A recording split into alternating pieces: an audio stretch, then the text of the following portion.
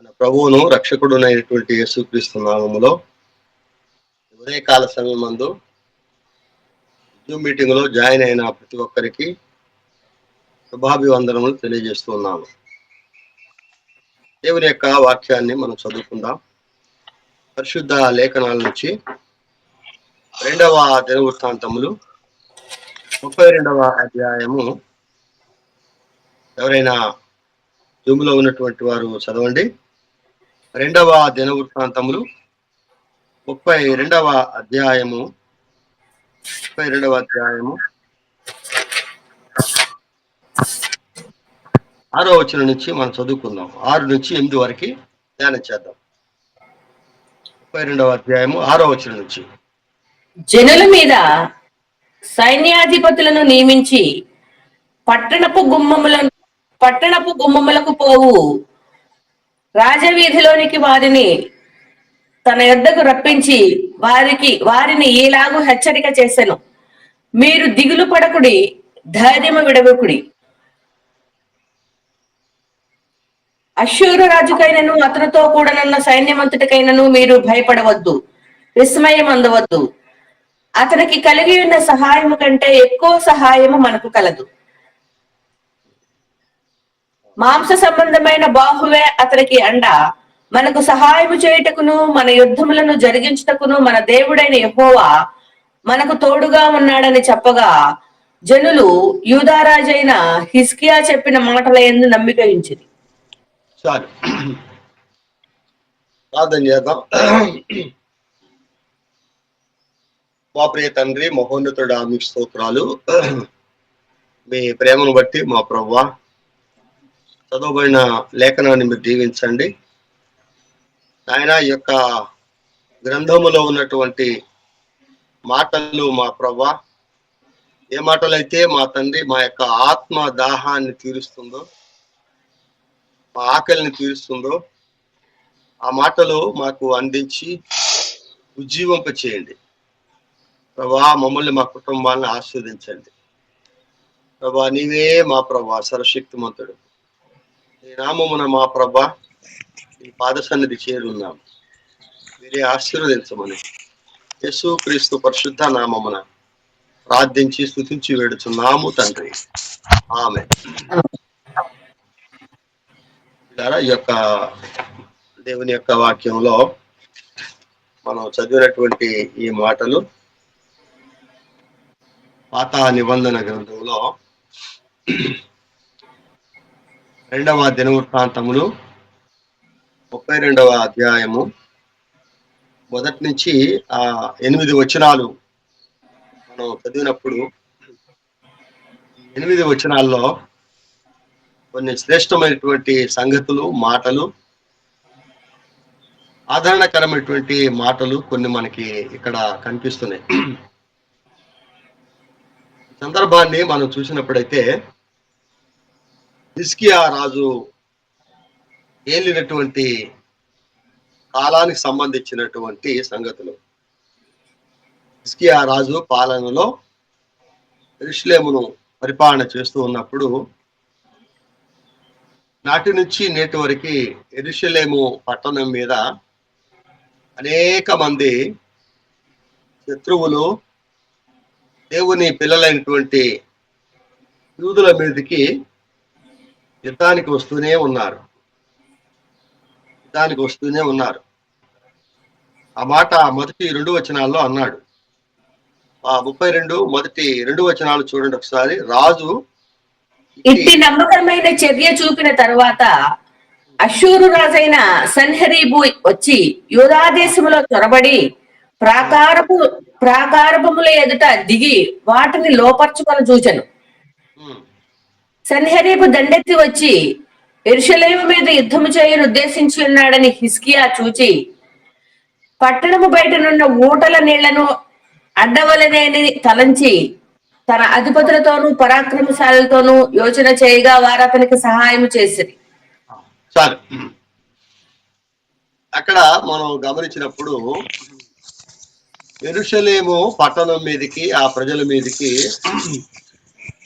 అనేకమైన జాతుల వారు, అన్య జాతుల వారు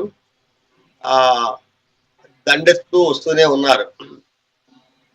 ఇక్కడ అశూరియులు, అమ్మోరియులు, హిత్తీయులు, ఇలా కొంతమంది ఈ జాతుల వాళ్ళు ఉన్నారు. వీరికి యేసుప్రభు, అదే దేవుని ప్రజలంటే వాళ్ళకి ఇష్టం ఉండదు.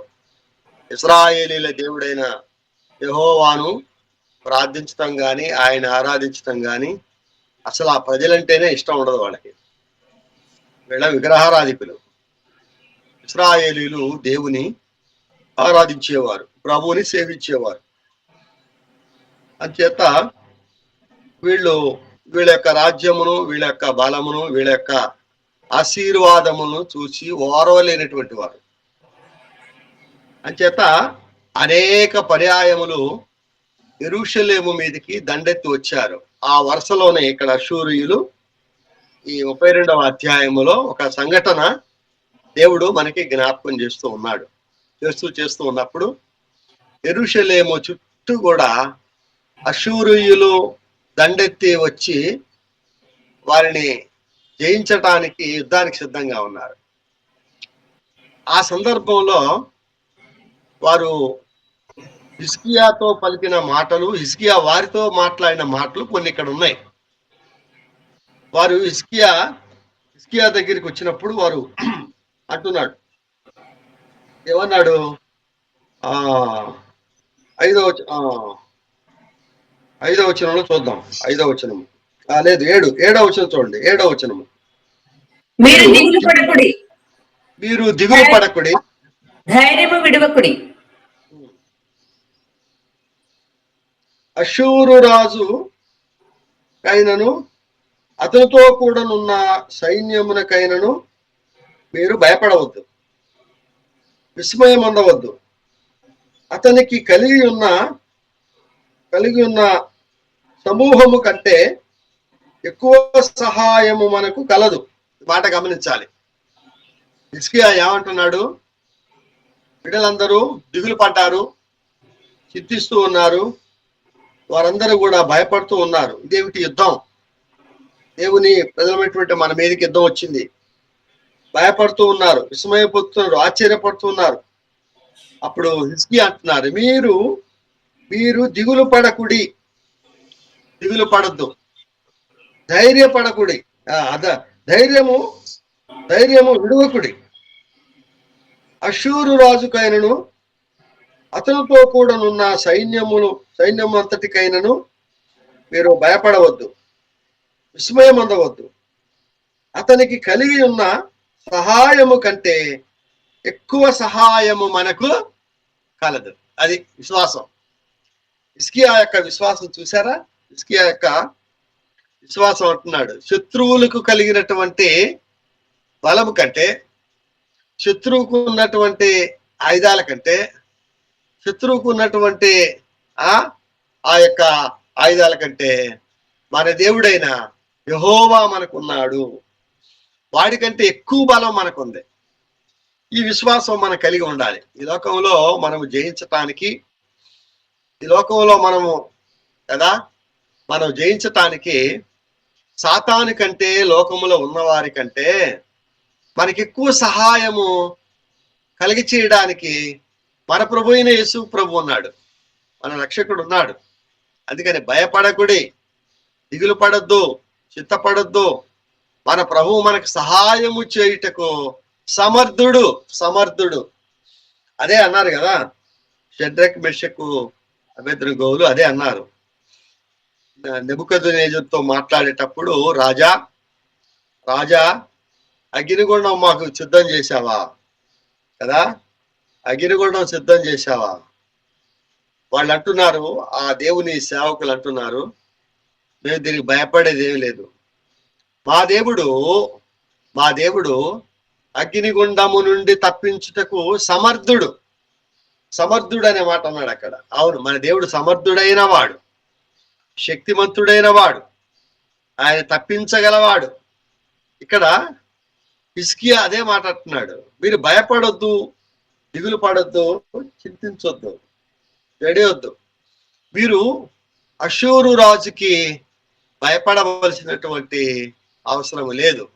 అష్షూరు రాజు కంటే మనకు సహాయము చేయుటకు మన దేవుడైన యెహోవా మనకి తోడై ఉన్నాడు. అది ఆ విశ్వాసం కలిగి ఉండాలి.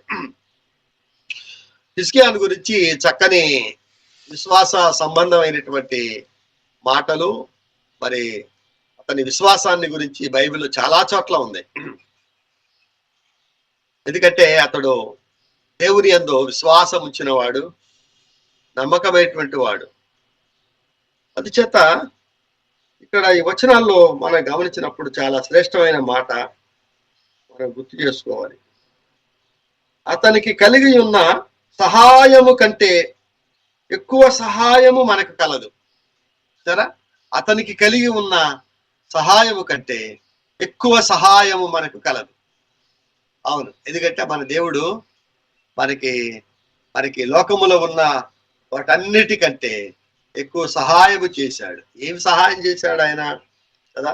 యేసు ప్రభు వారు మనకి చేసినటువంటి సహాయము, ఉపకారము లోకములో ఉన్నటువంటి వారు ఎవరు చేయలేని మేలు, ఉపకారము ఇచ్చాడు. దావీదుని అడిగితే చెప్తాడు, దావీదు ఏం చేశాడు యేసు ప్రభు నీకు అని అంటాడు. ఏమంటే ఆయన చెప్పుకుంటాడు, నా ప్రాణమా యెహోవాను తంతించుము, నా అంతరంగములో ఉన్న సమస్తమా ఆయన పరిశుద్ధ నామమును సన్నతించుము. ఆయన చేసిన ఉపకారములో దేనిని మరువకము, దేనిని మరవద్దు. అనేక ఉపకారం ఏం చేశాడు ఇంకా అంటే దావీదు అంటాడు, ఆయన నాశనకరమైన గుంటలో నుంచి ఆయన నన్ను పైకి లేవనెత్తాడు. చిగటగల దొంగ ఊబిలో నుంచి ఆయన నన్ను పైకి లేవనెత్తాడు కదా. అవును, మనల్ని కూడా అంతే కదా. లోకము భయంకరమైనటువంటి పాపపు లోకములో నుంచి, నాశనకరమైన కూపములో నుంచి దేవుడు మనల్ని పైకి లేవనెత్తాడు. ఆయన బిడలుగా చేసుకున్నాడు, ఆయన ముద్రించుకున్నాడు. ఆయన చేసిన ఉపకారము మేలుడు మనం జ్ఞాపకం చేసుకోవాలి. ఇక్కడ హిజ్కియా అంటున్నాడు, ఆయన మనకి సహాయము చేసి ఉన్నాడు. అయితే ఇక్కడ ఇంకో మాట అంటున్నాడు, ఏమన్నాడు? ఎక్కువ అతని సహాయము కంటే ఎక్కువ సహాయము మనకు కలదు. మాంస సంబంధమైన బాహుచే అతనికి అండ మనకు సహాయము చేయుటకు, మన యుద్ధమునకు జరిగించుటకు ఏమన్నాడు? మన దేవుడైన యెహోవా మనకు తోడై ఉన్నాడు. అంటే ఏమంటున్నాడు ఇక్కడ అంటే హిజ్కియా, అతనికి సైన్యం ఉంది, బలం ఉంది, శరీర సంబంధమైనటువంటి, మాంస సంబంధమైనటువంటి అండ అతనికి ఉంది ఏమో, కానీ మన దేవుడైనటువంటి యెహోవా మనకు తోడై ఉన్నాడు. దేవుడు మనకు తోడై ఉన్నాడు కదా. ఆయన మన ఆత్మలను బలపరిచేవాడు, శరీరాన్ని బలపరిచేవాడు కదా. వాడు శరీరాన్ని చంపుతాడేమో, మన దేవుడైతే ఆత్మను శరీరమును చంపి కదా నరకంలో వేసేవాడు. అవును, ఆ శరీరులందరినీ కూడా హతము చేసేవాడు. అచేత ఇక్కడ హిజ్కియా చక్కని మాట్లాడుతున్నాడు, మనకి దేవుని సహాయం మనకుంది అంటున్నాడు.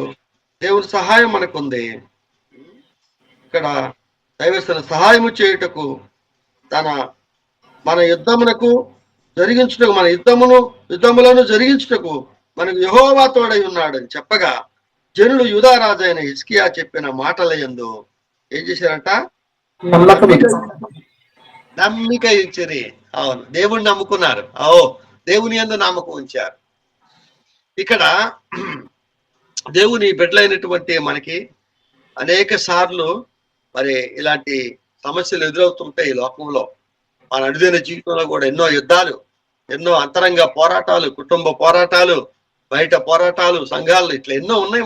మనకి ఉన్న యుద్ధాలు. వీటన్నిటిలో మనము శరీర సంబంధులను మనము ఆశ్రయించవద్దు, శరీరులను మనం నమ్మొద్దు. శరీర సంబంధమైనటువంటి వాడిని చూసి మనం బాధపడాల్సిన అవసరం లేదు, దిగులు పొందొద్దు. మనం ఆత్మ సంబంధులు, దేవుని నమ్మినటువంటి వారు, ప్రభు బిడలమైనటువంటి ప్రభు మనకి సహాయం చేస్తాడు. అందుకని ఇక్కడ ఒక మాట దేవుని యొక్క వాక్యంలో మనం చూస్తూ ఉంటాము. కీర్తన గ్రంథంలో 11వ అధ్యాయం 118వ వచనంలో అంటాడు, కీర్తన 118 8-9 వచనాలు మనం గుర్తు చేసుకుందాం. చూడండి, చదవండి, ఎవరన్నా చురుగ్గా చదవండి. 118వ కీర్తన 8-9 వచనాల్లో ఒక మాట ఉంది. మనుషులను నమ్ముకున్నట కంటే యెహోవాను ఆశ్రయించుట మేలు, రాజులను నమ్ముకున్నట కంటే యెహోవాను ఆశ్రయించుట మేలు.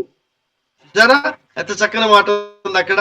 మనుషులను నమ్ముకునుట కంటే యెహోవాను ఆశ్రయించుట మేలు అన్నాడు.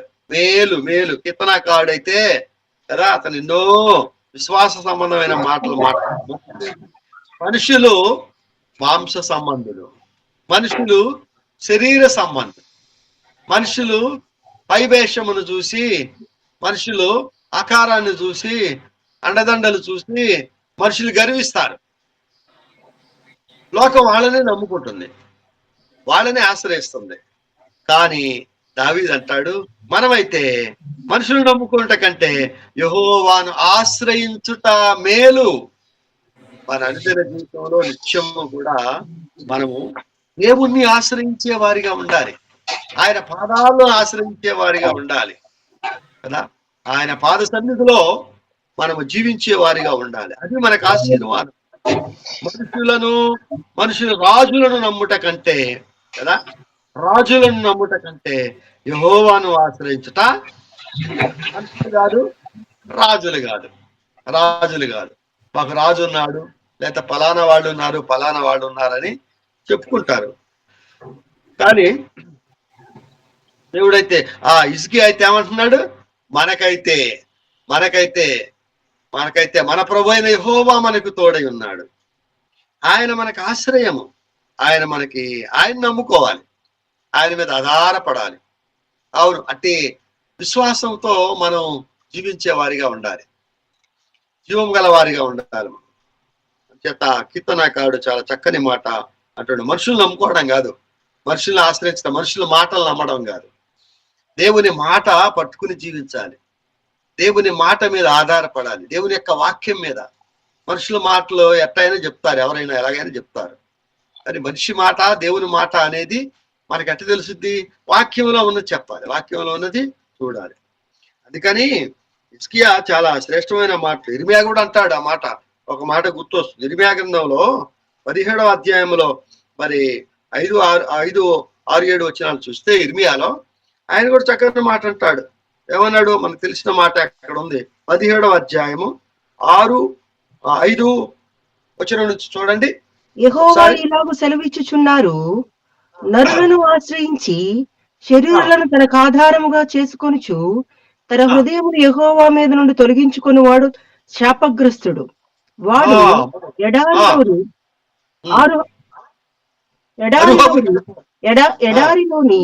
ఆరాహు వృక్షం నవలే ఉండును. మేలు వచ్చినప్పుడు అది వానికి కనపడదు. వాడు అడవిలో కాలిన నేలయందును నిర్జనమైన చెవిటి భూమి అందును నివసించును. యెహోవాను నమ్ముకుని వాడు ధన్యుడు. ఇంకా చాలా ఉన్నాయి అక్కడికి, మంచి మాటలు ఉన్నాయి ఇంకా ఆ మాటలు మీ తర్వాత చదువుకోండి. యెహోవాను నమ్ముకుని వాడు ధన్యుడు. ఎందుకంటే శరీరులను ఆశ్రయిస్తున్నారు, నరులను ఆశ్రయించిన కంటే. నరుడే పాటి వాడు కదా, నరుడే పాటి వాడు. నరుడిని నమ్ముకోవడం కాదు, యెహోవాను నమ్ముకుంటే మనకి ఆశీర్వాదం. నమ్ముకొని మారుమనసు పొందాలి, రక్షణ పొందాలి. దేవుడు నమ్ముకోవాలి. నరుల జ్ఞానము, నరుల తెలివితేటలు, నరుల యొక్క అంతస్తులు చూసి మనం మోసపోవద్దు. దేవుని యెహోవాను నమ్ముకొని వాడు ధన్యుడు. యెహోవా వానికి ఆశ్రయముగా ఉన్నాడు అన్నమాట. మాట, యెహోవాను నమ్ముకొని వాడు ధన్యుడు. యెహోవా వానికి ఆశ్రయముగా ఉండును, ఆశ్రయముగా ఉండును. నరులను నమ్ముకుంటే పైకి బాగానే ఉంటారు, కొంతకాలం బాగానే ఉంటారు, కొంత దూరం వెళ్తారు. కానీ వాడు అన్నాడు, అడవిలో రకరకాల చెట్లు ఉంటాయంట కదా. అరుహ వృక్షం అంటది, ఎడారిలో ఉంటుంది. ఆ చెట్టు వలే ఉంటాడంట, ఎండిపోతాడు. ఇలా గమనించండి, మనము దేవుని ఆశ్రయించి ప్రభు పాదాలు పట్టుకోవడం మనకు ఆశీర్వాదం. ప్రతి నిత్యము కూడా మనము దేవుని సన్నిధానములో ఆయన పాదాల యొద్ద మనం జీవించటం, ప్రార్థించటం, మొరపెట్టడం అది మనం నేర్చుకోవాలి. అలా నేర్చుకున్నటువంటి వాడు హిజ్కియా చాలా శ్రేష్టమైన విశ్వాసం గలవాడు కదా. అతని పరిపాలనలో చాలా చక్కని పరిపాలన చేసినటువంటి రాజుల్లో మరి హిజ్కియా శ్రేష్టమైనటువంటి. దావీదు తర్వాత హిజ్కియా చాలా శ్రేష్టమైనటువంటి హృదయం కలిగి దేవుని సన్నిధిలో జీవించాడు, దేవుని సన్నిధిలో పాలన చేశాడు. అందుకని అతని చరిత్ర మన క్లుప్తంగా మనం దేవతాంత గ్రంథంలో మనం చూస్తూ ఉంటాం, రాజుల గ్రంథంలో చూస్తూ ఉంటాము. రెండవ రాజుల గ్రంథంలో మనం చూస్తే, రెండవ రాజుల గ్రంథంలో మొదటి నుంచి చాలా మంచి మాటలు అక్కడ ఉంటాయి. చూడండి, రెండవ రాజుల గ్రంథం 18వ అధ్యాయం 18. రెండవ రాజులు 18 చూడండి ఒకసారి, 5వ వచనం నుంచి చదవనా. అతడు ఇశ్రాయేలుల దేవుడైన యెహోవా యందు విశ్వాసం ఉంచిన వాడు. అతని కొంచెం పైనుంచి కూడా చూద్దాం. చూడండి, నేను చూస్తున్నాను ఇక్కడ 3వ వచనం కూడా చదవటం మనకి మంచిదే. 3వ వచనంలో 18:3 నుంచి చదవండి అమ్మా. 3. తన పితరుడైన దావీదు చేసినట్లు అతడు యెహోవా దృష్టికి పూర్ణముగా నీతిని అనుసరించెను. ఉన్నత స్థలములను కొట్టివేసి విగ్రహములను పగలగొట్టి దేవతా స్తంభములను పడగొట్టి మోషే చేసిన ఇత్తడి సర్పమును చిన్నాభిన్నములు చేసెను. దానికి ఇశ్రాయేలులు నెహుష్టాను పేరు పెట్టి దానికి ధూపము వేయుచు వచ్చిండెను. అతడు ఇశ్రాయేలుల దేవుడైన యెహోవా యందు విశ్వాసముంచినవాడు. అతని తరువాత వచ్చిన యూదా రాజులలోను అతని పూర్వీకులైన రాజులలోను అతనితో సమమైన వాడు ఒకడునూ లేడు. అతడు యెహోవాతో హత్తుకుని ఆయనను వెంబడించుటలో వెనుక తీయక ఆయన మోషేకు ఆజ్ఞాపించిన ఆజ్ఞలన్నిటినీ గైకొనుచుండెను. కావున యెహోవా అతనికి తోడుగా ఉండెను. తాను వెళ్లిన చోటునెల్లా అతడు జయము పొందెను. అతడు అష్షూరు రాజునకు సేవ చేయకుండా అతని మీద తిరుగుబడెను. మరియు గాజా పట్టణము వరకు దాని సరిహద్దుల వరకు కాపురుల గుడిసెల ఎందేమి, ప్రాకారము గల పట్టణముల ఎందేమి అంతటను అతడు ఫిలిష్తీయులను ఓడించెను. చాలు చాలా చూసారా. ఇక్కడ మీరు కూడా గుర్తు పెట్టుకోండి, హిజ్కియాను గురించి, అతని యొక్క పాలన గురించి, విశ్వాసముని గురించి ఈ యొక్క అధ్యాయంలో చాలా క్లుప్తంగా రాశాడు. పరిశుద్ధాత్మ దేవుడు మన కొరకు దాచి ఉంచాడు. చూసారా, హిజ్కియాను గురించి ఎంత మంచి మాటలు ఉన్నాయి, చాలా శ్రేష్టమైన మాటలు ఉన్నాయి. వీటిల్లో ఏది కూడా తీసేయకూడదు. ప్రతి వచనములో హిజ్కియాను గురించి మనం చూస్తూ ఉన్నాం. ఏమన్నాడు అక్కడ? తన పితరుడైన దావీదు చేసినట్లు అతడు యెహోవా దృష్టికి పూర్ణముగా నీతిని అనుసరించాను కదా. నీతిని అనుసరించాడు, యెహోవా దృష్టికి నీతిని అనుసరించాడు. నీతిమంతుడు. అవునండి, ఎలాంటి రాజులు అవ్వాలి? నీతిమంతులైన రాజులు అయితే దేశాలు బాగుపడతాయి. అవినీతిమంతులైతే చెడిపోతుంది, దేశం ఎడారి పాలైపోతుంది. అందుకని ఇక్కడ అన్నాడు, 5వ వచనంలో అన్నాడు, అతడు ఇశ్రాయేలుల దేవుడైన యెహోవా యందు విశ్వాసం ఉంచినవాడు. సరే, అది ముఖ్యం. ఇవన్నీ ఎలా చేయగలిగాడు హిజ్కియా అంటే? అతడు విశ్వాసం ఉంచిన వాడు, నీతిమంతుడైన వాడు, విశ్వాసం ఉంచిన వాడు. ఎంత మంచి మాటలు మనం చూస్తున్నాం ఇక్కడ. అవును, ఎంత విశ్వాసం అంటే అతని తర్వాత యూదా రాజులలో, అతని పూర్వీకులైన రాజులలోను అతనితో సమానమైన వారు కదా ఒకడును లేడు. ఇది చాలా చక్కని మాట అండి కదా. ఎంతో మంది ఉన్నారు కానీ హిజ్కియా అతని వంటి రాజు, అతని వంటి విశ్వాసి, అతని వంటి నీతిమంతుడు, అతని వంటి యథార్థవంతుడు ఒక్కడు లేడు. అదే మనకి సవాల్. మన తరంలో, మన ఇంటిలో, మన సమాజంలో, మన యొక్క సంఘములో దేవుని పట్ల మనం ఎలా ఉన్నాము? ఫైనల్ మాట అదే కదా. మనం ఎలా ఉన్నాము? మనము హిజ్కియాలో ఉన్నటువంటి ఆ నీతి గుణాలు మనం కలిగి ఉండాలి కదా. అవును, మనం ఎలా ఉన్నాం? అందరితో సమానం అయిపోయామా? అందరితో లోకంలో కలిసిపోయామా? అందరిలాగే మన ప్రార్థన ఉందా? అందరిలాగే మనం కూడా నామకార్థ భక్తి చేస్తున్నామా? అందరిలాగే మనం కూడా ఏదో వస్తున్నాం, గుడికి పోతున్నాం, అందరిలాగా కొన్ని పనులు చేస్తే మన హృదయానికి, మన మనస్సుకి, శరీరానికి సాటిస్ఫాక్షన్ అయ్యే పనులు చేసుకుంటూ పోతే సరిపోద్దా? అలా చేయలేదు హిజ్కియా, అలా చేయలేదు. అతను ప్రత్యేకమైనటువంటి లేఖనానుసారంగా, వాక్యానుసారంగా దేవుని యందు యెహోవాను హత్తుకొనే మాట ఉంది అక్కడ. హిజ్కియాను గురించి ఆ మాట మనం చూస్తూ ఉంటాం. ఎక్కడ ఆ వచనాల్లో మనం చూస్తే ఏమన్నాడంటే, 6వ వచనం, అతడు యెహోవాతో హత్తుకొని ఆయనను వెంబడించుటలో వెనుక తీయక ఆయన మోషేకు ఆజ్ఞాపించిన ఆజ్ఞలన్నిటినీ గైకొనుచుండెను. చాలు చాలు, ఆ 2 మాటలు చూడండి ఎంత మంచి మాటలు ఉన్నాయి అక్కడ. ఏమంటాడు అక్కడ దేవుని యొక్క వాక్యంలో? ఆ మాట యెహోవాను హత్తుకొని, అతడు యెహోవాతో హత్తుకొను. ఎంత మంచి మాట అండి కదా, యెహోవాతో హత్తుకొను. హత్తుకొనే అనే మాట వచ్చినప్పుడు ఒకళ్ళు గుర్తు రావాలి మీకు, మనకి. ఎవరైనా చెప్తారు, ఎవరు గుర్తుకు రావాలి? హత్తుకొనెను అనే మాట ఆమె చెప్పింది, ఒక బైబిల్లో ఉంది ఆ మాట. గుర్తు రావాలి వాక్యాలు. ఎట్లా రూతు ఏం చేసిందట? రూతు తన అత్తను హత్తుకొనెను. మంచి మాట ఉంది అక్కడ. అన్ని విడిచిపెట్టింది రూతు. తన యొక్క దేశాన్ని వదిలిపెట్టింది, బంధువులను వదిలిపెట్టింది, ఆ ప్రాంతాన్ని, అవన్నీ ఆచారాలు పద్ధతులను వదిలిపెట్టింది. ఇంకా అత్తగారితో పాటు బెత్లెహేం వెళ్ళటానికి ఆమె అత్తను హత్తుకొనెను అనే మాట ముందు బైబిల్ అక్కడ రెఫరెన్స్ అక్కడ మనం చూడొచ్చు. తర్వాత హత్తుకొనెను, రూతు హత్తుకొనెను. అందుచేత ఆమె అలాగున అత్తను ఎందుకు అందుకుంది? ఆమె దేవుణ్ణి హత్తుకుంది. ఆవిడ దేవుడు హత్తుకుంది, కొంతకాలం వదిలిపెట్టింది, లోకాన్ని ప్రేమించింది, లోకాన్ని ఆశించింది. తర్వాత మారు మనసు పొందింది.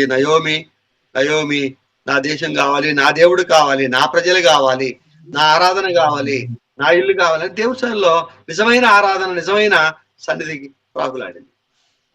అది చూసింది, ఆ విశ్వాసాన్ని చూసింది, రూతు హత్తుకున్నాడు. ఇక్కడ అదే అన్నాడు. ఏమన్నాడు ఇక్కడ?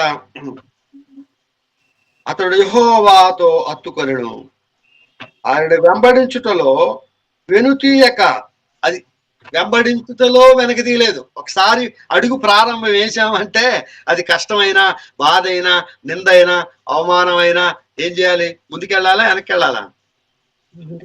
సాగే వారిగా ఉండాలి. అది మన విశ్వాసం. మన విశ్వాసం ముందుకి సాగేవారిగా ఉండాలి. యేసుప్రభు కూడా చెప్పాడు, ఎవడైనాను వ్యవసాయం చేసేటప్పుడు నాగటి మీద చెయ్యి వేసి చూడాలి, సాలు తిన్నగా చూసుకుంటూ దున్నాలి. ముందు చూపే ఉండాలి, కానీ వెనక్కి చూస్తే చాలా ప్రమాదం. నాకు మొదట్లో అర్థమయ్యేది కాదు, ఏంటి వెనక్కి పక్కకు చూస్తే ఏమవుద్ది, దున్నేవాడు ఎద్దులు లాగుతూ ఉంటాయి కదా, ఆ పట్టుకుని వెళ్ళొచ్చు కదా, అటు ఇటు చూస్తే ఏమవుద్ది అన్నాడు. చూడొద్దు అన్నాడు యేసు ప్రభు. చూస్తే తర్వాత నేను ఒకసారి ఒక రైతుని అడిగాను, ప్రభు నమ్ముకుని కొత్త ఎందుకు ఇట్లా అన్నాడు యేసు ప్రభు అని. బయట విషయాలు కూడా మనకి పాఠాలే. అంటే ఆ నాగటి చాలు ఆ పాడు చేయి పెట్టుకున్నప్పుడు దాన్ని ఏమాత్రం వదిలిపెట్టినా, కుడి ఎడమలకి తిరిగిన ఆ కింద దాని యొక్క ఆ కర్రు అంటారు దాన్ని, నాగలి మొన, అది వెళ్ళి ఎద్దుకు గుచ్చుకుంటుందంట, ఎద్దు కాళ్ళకి తగులుద్దట, ఎద్దుకు తగులుద్ది. తర్వాత సాలు వంకరపోద్ది. తర్వాత నువ్వు వ్యవసాయం చేసినట్టే. ఇక ఎద్దుకు ప్రమాదం అయితే వ్యవసాయం చేయలేడు. తిన్నది చూడాలి.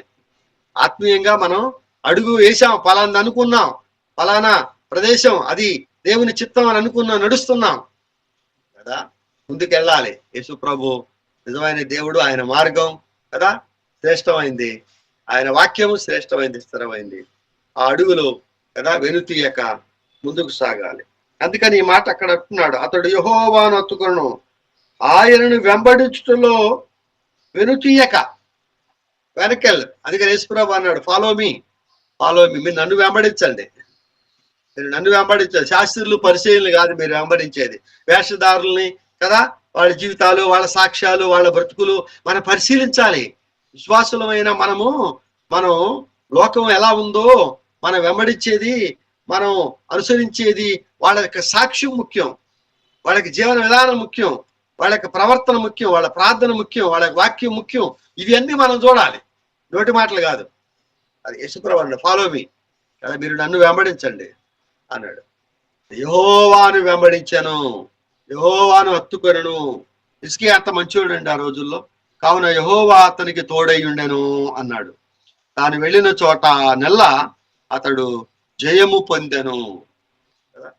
అలాగున దేవుని యొక్క సన్నిధానములో విశ్వాసులైనటువంటి వాళ్ళం మనం ఈ లోకంలో మనం లోకం దృష్టిలో ఓడిపోయిన వాళ్ళంగా ఉంటాం, కానీ ప్రభువు మనల్ని ఎన్నడూ కూడా ఓడిపోయేటట్టు చేయడు. ఆయన నిలబెట్టేవాడే, ఆయన బలపరిచేవాడే, ఆయన బలమైన చెయ్యి మనకుంది, ఆయన బలమైన హస్తం మన మీద ఉంది. ఆ విశ్వాసంతో వెళ్ళాలి. మన విశ్వాస యాత్రలో ఆ విశ్వాసంతో మనం అడుగులేయాలి. భక్తులెందరో అలాంటి విశ్వాసం కలిగి ప్రభువుని వెంబడించారు, ఆశీర్వాదం పొందారు.